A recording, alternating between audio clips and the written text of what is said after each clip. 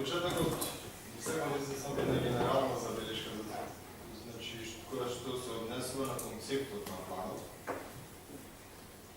Добро би било, по примерот на другите јавни предпријатија, да се избои простор во кој би се опишала во кратки црти на планот вашата дејност. Значи, никаде во планот, кога човек ќе земи да го чита, не се добива јасен печаток што точно работи. Исто така, на тој начин би добиле сознание за организационата поставеност и кадровската екипираност.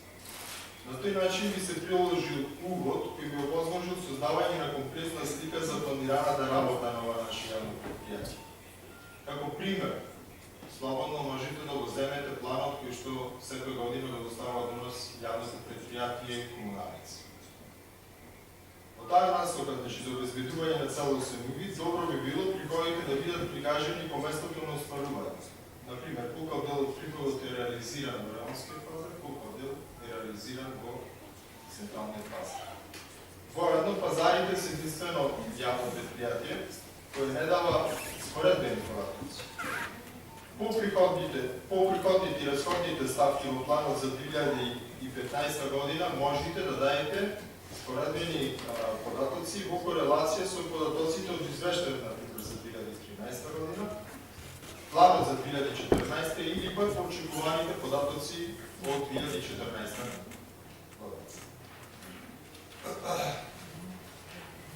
Иначе во самиот план евидентна е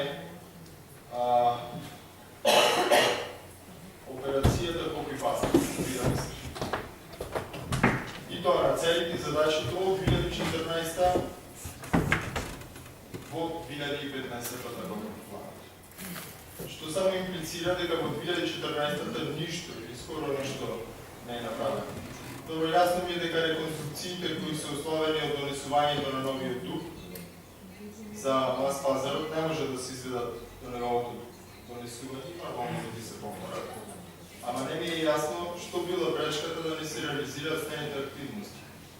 Реконструкција на дел од управната зграда, како што ги спомена колега, осовременувањето на сточниот пазар, целосна имплементација на ХАСАП стандардите или пак преасфалтирање на неколку улици кои се во непосредна близина на пазарот, исто така стојат во целите задачите на јавното предпријатие. По мене може да се две причини за повторувањето на овие цели во 2014 и во 2015 година. Првата е неажурноста на менеджерскиот тим, дека втората е необезбедување на финансиска конструкција од страна на општината за нивна реализација. Оно што и колега Достечевски го спомнал, каде ќе најдете пари.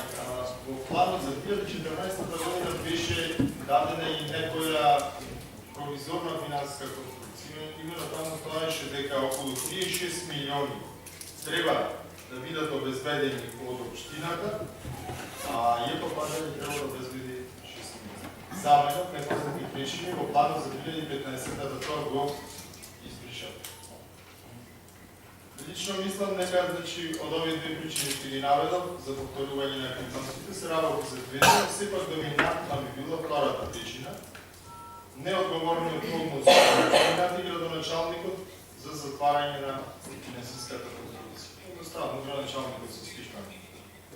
Интересно е дека во планот за 2014 директно беше посочено дека овие инвестициони активности мора да бидат финансирани со околу 85% од страна на општината, дека пак во планот на новиот директор, како што веќе кажат, нема ни збор за учество на општината.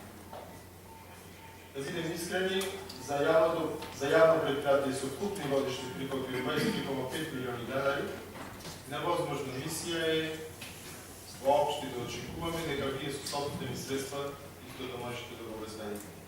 Токму затоа би сакал од директора да слушнам што се случува со ветераните од страна на градоначалникот, дали тој ја повлекува или останува како алтернатива, односно со тие 36 милиони денари. И на крајот, овој план никаде не сретна кои се планираните активности и запад на јавното предпријатие во реалноскиот пазар. Значи, реалноскиот пазар воопшто не го третира. Не се може никаде да прашаме. Се добива впечаток дека таму нема потреба од интервенција, што е дали почеток на покривањето на делот кај што се продаваат текстилни производи, затоа што ваква како што е состојбата е далеко од задоволителна. Исто така можеше нешто да се спомене и за решавање на проблемот со подземните води. За жал во планот за 2015-та на Раунскиот базар, како што веќе реков, како да не постои. Се на се планот не нуди ништо ново, а можеше да помни.